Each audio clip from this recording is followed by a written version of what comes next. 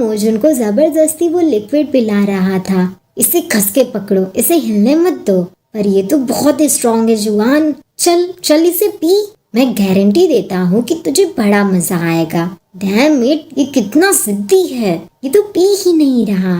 Don't worry जुआन, ये liquid इसके घाव पे लग गई है तो ये इसकी बॉडी में असर दिखाना शुरू कर देगी। ये सुन के जुआन अपने दोस्त को गुस्से में देखते हुए पूछता है, तो तुम मुझे ये बात कब बताने वाले थे? हाँ, मैं कब से इसे ये पिलाने की कोशिश कर रहा हूँ और तुम चुपचाप बैठ के देख रहे हो। तू मुझे पहले नहीं बता सकता था? इस पे वो खरगोश दोस्त डरते डरते बोलता है, इस तरह से असर दिखाने में थोड़ा टाइम लगता है, मुझे लगा कि तुम जल्दी में हो इसीलिए मैं। ये सुन के जुआन जोर से मोजुन के गाल पे एक मुक्का मारते हुए कहता है, हाँ मैं इंतजार कर सकता हूँ। और तू इतना संत मत बन, मुझे पता है कि सो चुका है तू दूसरों के साथ। जुआन मोजुन को मार रहा था कि तभी उसके दोस्त जुआन से पूछते हैं, क्या तुम्हारी बात मैं भी कर सकता हूँ? मुझे इसका चेहरा सच में बहुत पसंद है और मैं भी इसके बाद मैं भी करना चाहता हूँ।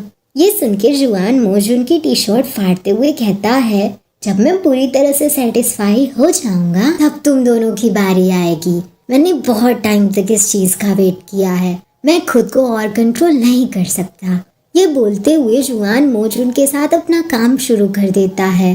मोजुन की हालत तो बहुत ही ज्यादा खराब थी, उसे बहुत ज्यादा पसीने आ रहे थे। शायद उस दवाई ने अपना काम करना शुरू कर दिया था। ऊपर से जुआन और उसके दोस्तों ने मोजुन को बहुत ही ज्यादा पीटा था, जिसकी वजह से उसकी पूरी बॉडी में बहुत ही ज्यादा दर्द हो रहा था। इसी बीच जुआन बोल रहा था, तुम्हारी स्किन तो बड़ी वाइट है, चलो मुझे देखने दो कि हर जगह ऐसा ही है या नहीं।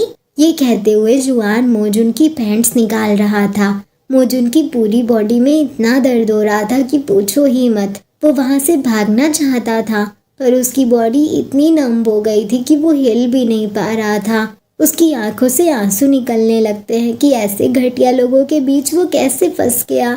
रोते रोते मोजुन मन में मदद की गुहार लगा रहा था और ये गुहार लगाते हुए उसकी नजरों के सामने जिंगजी का चेहरा नजर आता है। वो जिंगजी के बारे में सोचते हुए उसकी ओर अपना हाथ बढ़ाता है ताकि वो उसकी हेल्प करे।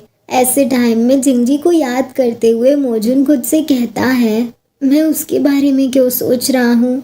अगर मैं उससे बहुत ज्यादा नफरत करता हूँ तो ऐसे वक्त में मुझे उसकी याद क्यों आ रही है? नहीं, वो नहीं आएगा, मुझे पता है। ये सारी चीजें सोचते हुए मोजुन अपनी मुट्ठी बंद कर लेता है और जुआन के मुंह पे जोर से अपने सिर से मारता है। अब तक मोजुन के एंजल विंग्स और उसके हालों बाहर आ चुके थे। मोजुन जुआन को इतनी जोर से मारता है कि उसकी नाक से खून निकलने लगता है। उसे बड़ी जोरों की चोट लगी थी, उसका चेहरा पूरा रेड हो गया था। जुआन की ये हालत देख के तो उसके दोस्त एकदम शॉक ही हो जाते हैं। वो दोनों अभी शॉक में ही थे कि तभी कुछ ऐसा होता है जिससे वो दोनों और जुआन अचानक से दूर फेंका के गिरते हैं। किसी ने बहुत जोर से उन्हें किक किया था। वो तीनों जाके पीछे वाली दीवार पे टकरा जाते हैं और धड़ाम से नीचे जमीन पे गिर जाते हैं। आई थिंक अब तो आप सबने गेस कर ही लिया होगा कि ये किसने किया होगा। मोजुन वहीं साइड में बैठा हुआ था। ये सब देख के वो कंफ्यूज होके दरवाजे की ओर देखता है तो वहाँ एक बड़ा सा ब्लैकिश पर्पल कलर का भेड़िया खड़ा था जिसकी आंखें रेड कलर में शाइन कर रही थीं। ओहो, तो हमारे डेमन जिंगजी अपने डेमन फॉर्म में आ चुका है। ये तो काफी एक्साइटिंग है। जिंगजी को वहाँ देख के तो मोजुन उसे देखते ही रह जाता है। जुआन और उसके दोस्तों की हालत तो कुछ ज्यादा ही खराब थी, स्पेशली जुआन की।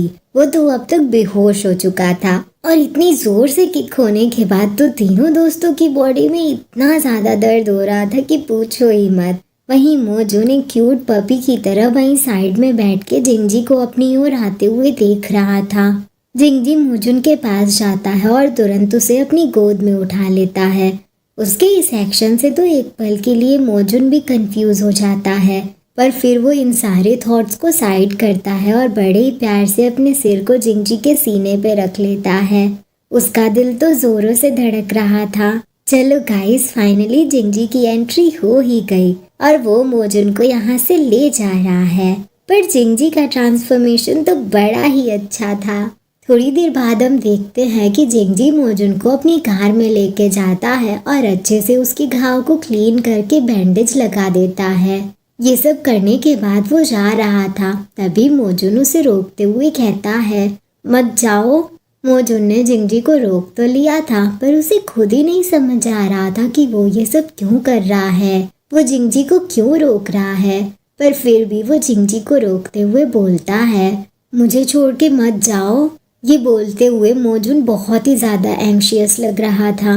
मोजुन की बात मानते हुए जिंगजी रुक जाता है और फिर धीरे धीरे उसके करीब आने लगता है।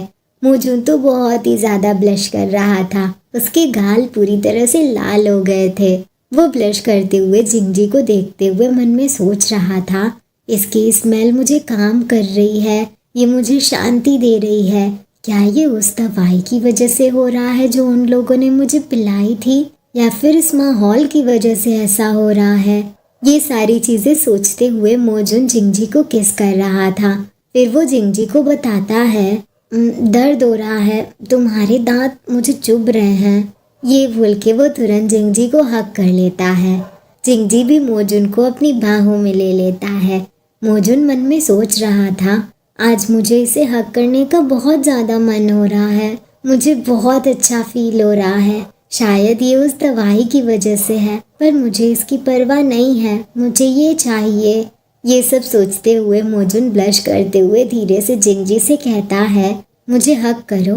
जिंगजी ठीक ऐसा ही करता है और फिर उसके गले पे बाइट करके एक बड़ा सा निशान बना देता है। उसके बाद वो मोजुन को कंफर्ट करने लगता है। मोजुन को काफ़ी अच्छा फील हो रहा था, पर उसे ये डर भी सता रहा था कि जिंगजी अब अपने एनिमल फॉर्म में आ गया है, तो इसका हर पार्ट अब बड़ा हो गया है, इसीलिए थोड़ा मुश्किल होगा।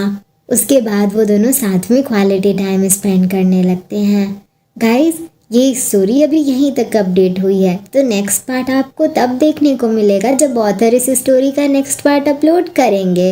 ये स्टोरी अभी 22 चैप्टर से रिलीज हुई है और मैंने 22 चैप्टर्स तक की एक्सप्लेनेशन कंप्लीट कर दी है। जब तक इस स्टोरी का नेक्स्ट पार्ट नहीं आता तब तक आप सब बाकी की स्टोरीज को एंजॉय कर सकते हो। और आपने वो न्यू चैनल सब्सक्राइब किया या नहीं? BL स्टोरी एक्सप्लेनर चैनल पे भी मैं बहुत प्यारी प्यारी स्टोरीज एक्सप्लेन कर रही हूँ और अभी तो मैं और भी नई नई स्टोरीज लाने वाली हूँ जो आप सबको बहुत ही ज़्यादा पसंद आएगी। और हाँ गाइज, रिंग स्टोरी के 5 चैप्टर्स अपडेट हो चुके हैं और मैं उन चैप्टर्स को भी जल्दी अपलोड कर दूंगी।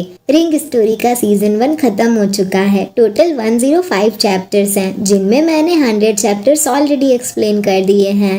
रिमेनिंग 5 चैप्टर्स भी मैं जल्दी एक्सप्लेन कर दूंगी और रिंग स्टोरी का सीजन 1 कंप्लीट हो जाएगा। तो चलो गाइस, जल्दी मिलेंगे रिंग वाली स्टोरी के साथ। और हाँ, मैं एक बात तो बोलना ही भूल गई। गाइस, अगर आप सब में से किसी ने बिली कॉमिक्स की स्टोरीज पढ़ी होंगी ना, और अगर आपको कोई स्टोरी पसंद आई होगी तो उसकी रिकमेंडेशन कमेंट्स में ज़रूर देना। मैं कुछ स्टोरीज ढूंढ रही हूँ एक्सप्लेन करने के लिए जो बिली कॉमिक्स की हों। तो अगर आपको कोई स्टोरी पसंद आई होगी और आप चाहते होगे कि उसकी एक्सप्लेनेशन आप मेरी वॉइस में सुनो, तो आप कमेंट्स में ज़रूर उस स्टोरी का नाम लिख देना। मैं उस स्टोरी को पढ़ूंगी और फिर आपको बताऊंगी कि मैं कौन सी स्टोरी एक्सप्लेन करने वाली हूँ।